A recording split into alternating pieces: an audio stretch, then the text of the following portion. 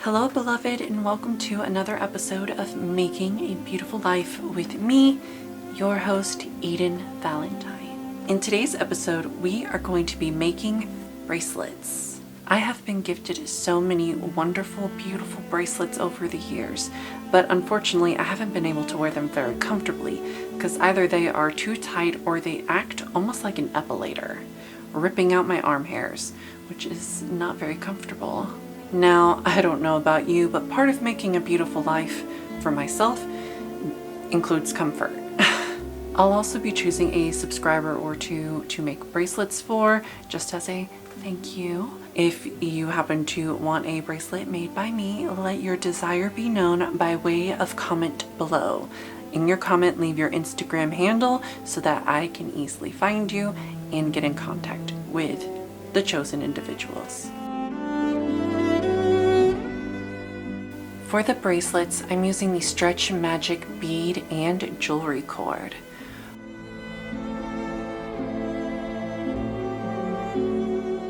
While I'm harvesting beads from some pre-existing bracelets I own, I'm also using beads from previous projects. I don't like to waste.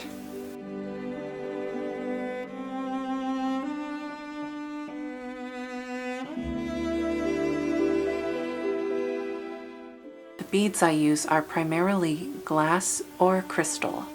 Not only do they sparkle beautifully, but they maintain an incredibly cool temperature that I just love feeling on my wrist.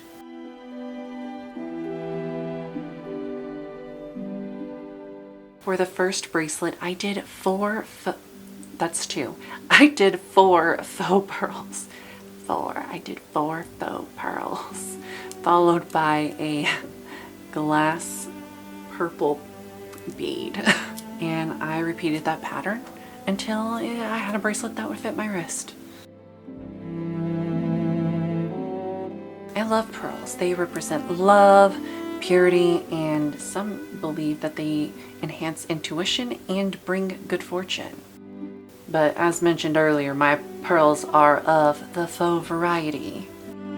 As for the purple, purple is often associated with royalty, rarity, and magic, which I love.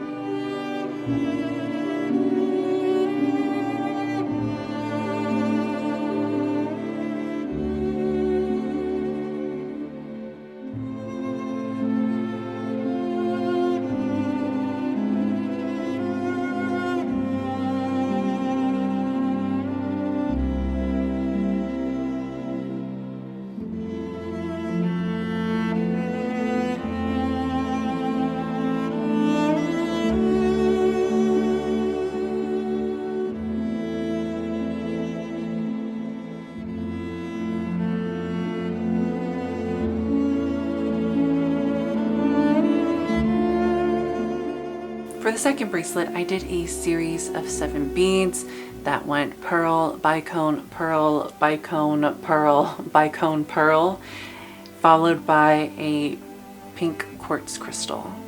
And then once again repeated that pattern until I had a bracelet that fit my wrist.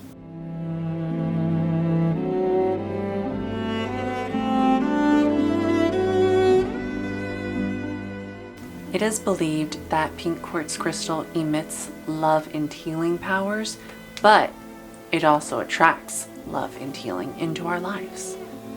And I think we could all use a little more of that.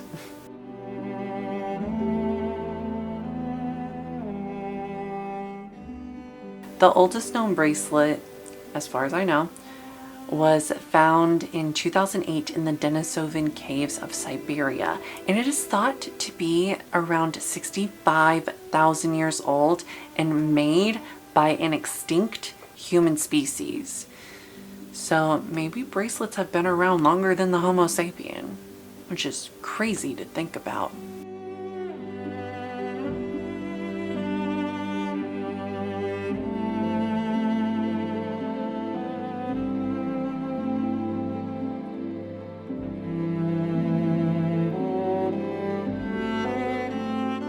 Throughout history, bracelets have been worn as spiritual totems to signify wealth or marital status.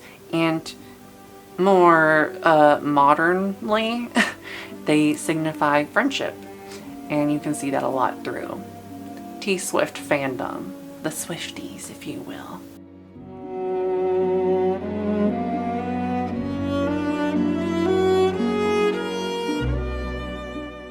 Now, my favorite thing about jewelry, which includes bracelets, is not necessarily that it's pretty or shiny, but that jewelry is often given out of love.